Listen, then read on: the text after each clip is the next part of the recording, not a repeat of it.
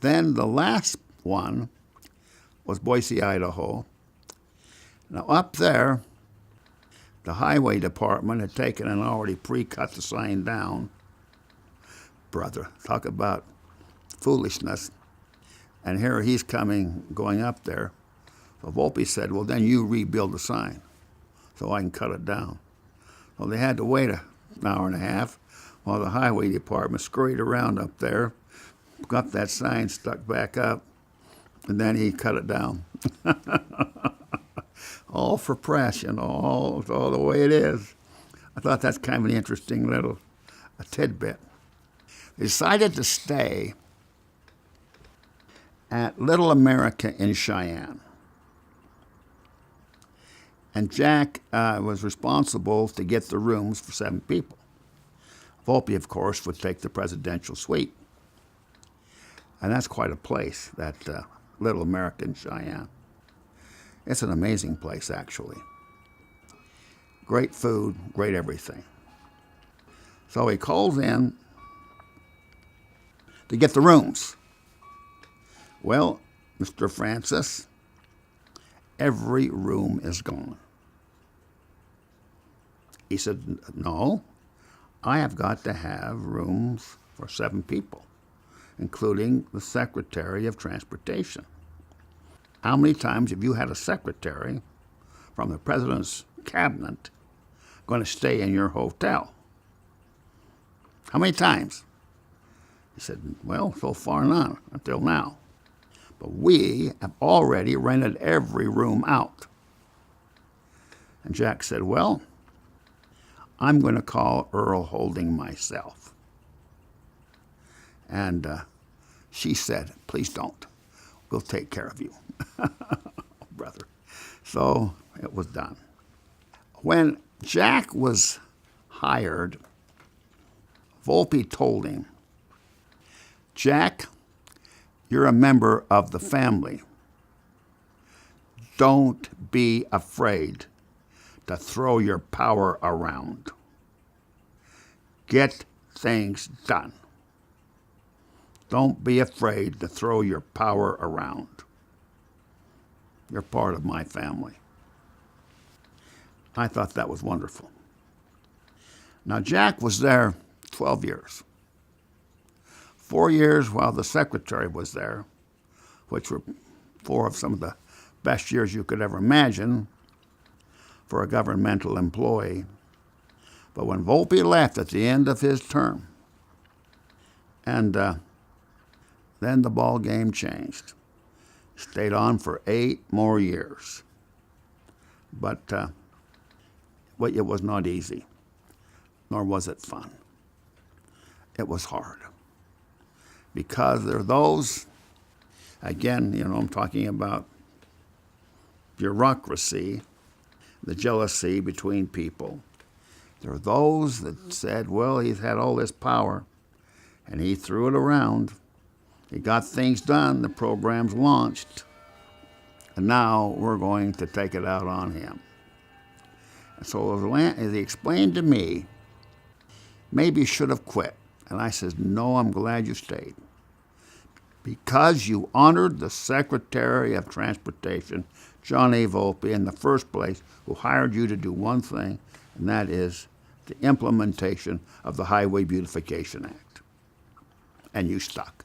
You stayed. You were a good person, Jack. You were a man of integrity, immense integrity. I just can't help but think of the words of Samuel Johnson, and I've quoted them before. There is no friendship without confidence, and there is no confidence without integrity. I think that's the basis of marriage, everything, right there. I'm now having to go forth and work with 13 states. That was an education. That took basically about 4 years to collect the money. And some of the states were fantastic. and others not quite so easy and not quite so pleasant. But my favorite one to work with was Utah.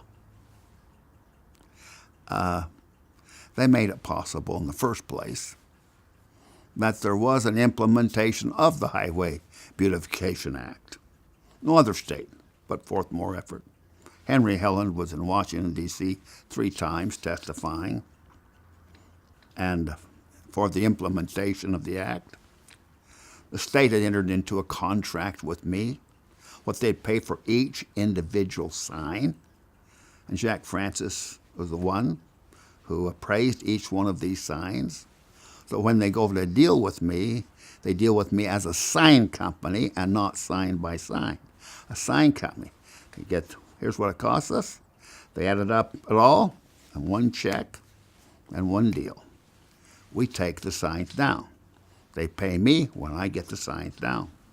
Bango. Just like that. Wonderful. Sign by sign, I could stretch that thing out for years.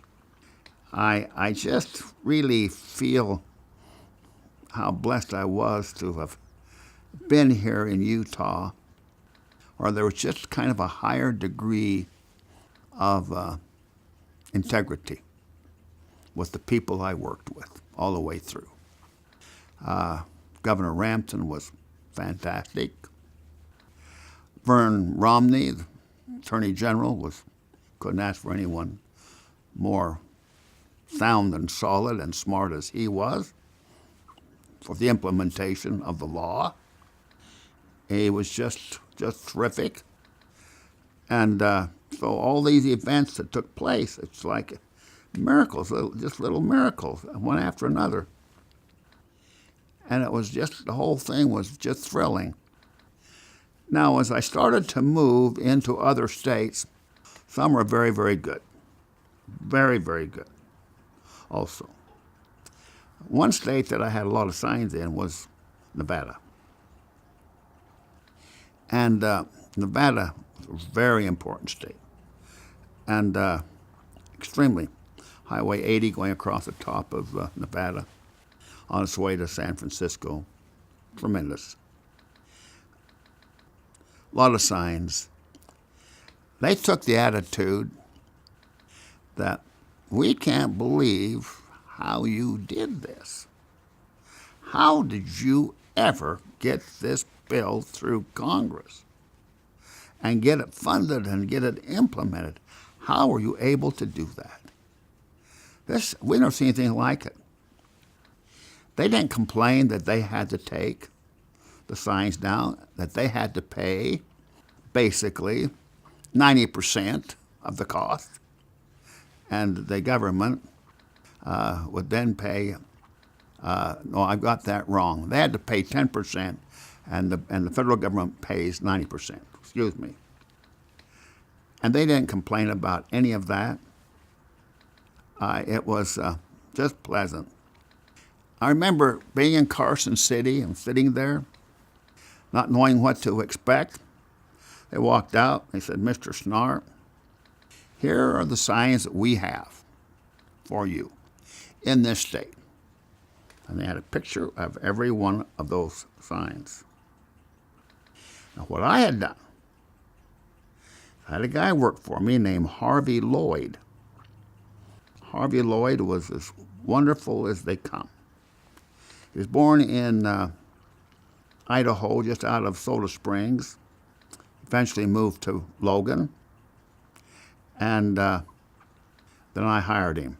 Harvey was an old shoe who was as smart as they come. But he came across as just being just kind of maybe not quite as swift as you might think.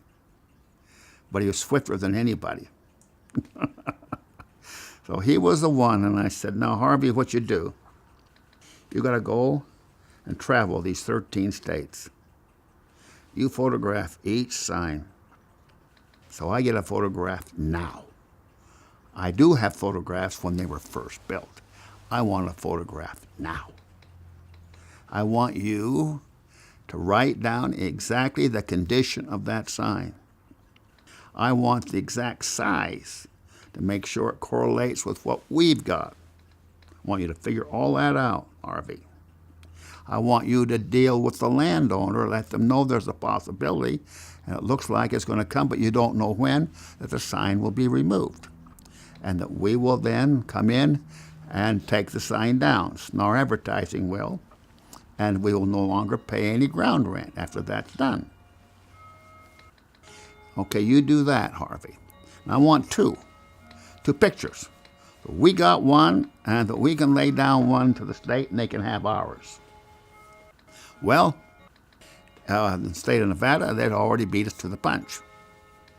And they had everything. But we had everything. And they knew that we had everything, because I pulled out all of my signs, pictures too. And so they had their part of the table, and I had my part of the table. And then they just added it all up. This sign's this. Now, the formula that they used to determine value was determined by Jack Francis. He had gone through all my books over and over again, and he knew where he stood and the technique that he used to determine the value of the sign. And then there's three basic ways. I won't get into that now. I've done that before, earlier in discussing the sign program when it first got initiated. It was a wonderful thing to know that they knew, that Volpe knew, because of Jack Francis. And it wasn't a bunch of bureaucratic nonsense. Things could happen fast, and decisions could be made timely and just the way they should be done with government. Well, they gave me a check, and I accepted it. Just like that on the spot, Nevada. There's a little town, Virginia City. Kind of has a nice, famous ring to it. It's an old-time town. And afterwards, I went from Carson City over to Virginia City, not too far away. Carson City is the capital. They had a clock. That clock is right over there. It's a grandfather clock. I bought that clock in an antique store. They gave me a pretty good deal on it. I felt good. It wasn't all that expensive, but it was more than I would normally pay. But I decided to buy that clock, kind of to celebrate the situation. Well, California was a very interesting state. They said, we pay more money in this state to the program, the highway program, than any other state in the Union. We pay more than what we get back. So if it's 90% of this they're going to pay for, it doesn't mean anything to us. Because what we pay is more than we get back from the federal government to build roads, build bridges, and everything else. We pay the most. So they take what we pay and help to finance certain states that pay less than it takes to build the roads and the bridges and so on in their states. Well, Mr. Snarr, we're happy to pay you for your signs. You don't have a lot, but you've done quite a job. And they also were very congratulatory. But you let me know in pretty strong language, we pay more than we get back from the federal government.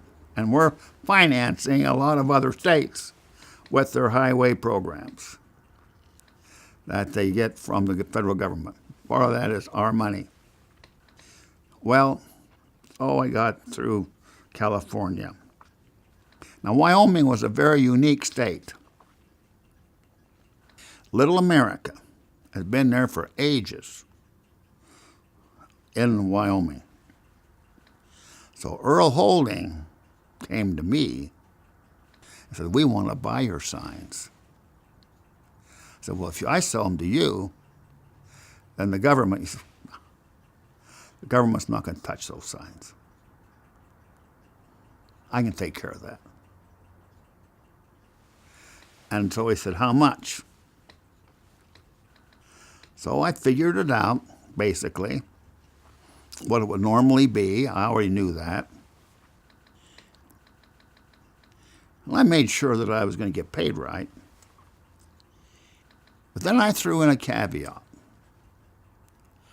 I said, in addition that you buying my signs and you give me money for it, here's a contract I want you to sign. My wife and I can stay in any hotel, motel, or any property that you own as long as we want to, free, the rest of our lives. In other words, Mr. Holding, if I wanted to, I could move in to your Little America, for example, in Salt Lake City. I could live there. He agreed to that. However, I got to buy the food and pay for the phone bills. Like, oh. So I've several times, Carol and I have gone down and spent a month in San Diego. He's got the nicest hotel in all of San Diego, and they treat me like $1 million. I'll never forget when I laid this contract down. Went to that hotel in San Diego and laid that thing down, and they ran this piece of paper over to the manager, showed it to him, picks the phone up, phones Salt Lake, and gets Earl Holding's son, Steve, on the phone. Steve says, give him anything he wants.